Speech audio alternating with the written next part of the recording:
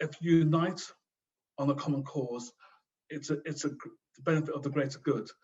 And this is really important because the whole aspect of culture wars is classic colonial politics of divide and rule. And that's what happens, and that's what the government tries to do with this recent report, the Sewell report, basically. So in many ways, you have to go back to history to learn about culture wars. You have to learn about colonization, you have to learn about empire, and because that's the tools that we use during the period of the transatlantic slave trade and enslavement are the very tool. They haven't changed that much fundamentally over the last 400 years.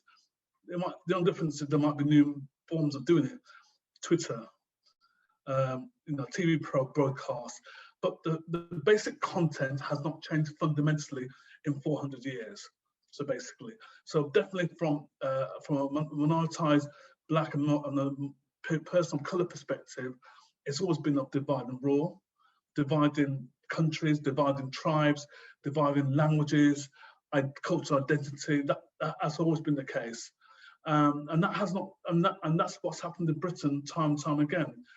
And unfortunately, the white working class force are caught up in this. They are unfortunately caught up, and there are suckers for punishment around this culture war because they've been told that community is good, that community is bad, and they believe unfortunately a lot what the media says, despite the fact that the national dish of Britain now is probably the Balti, or maybe it's a kebab. I don't know.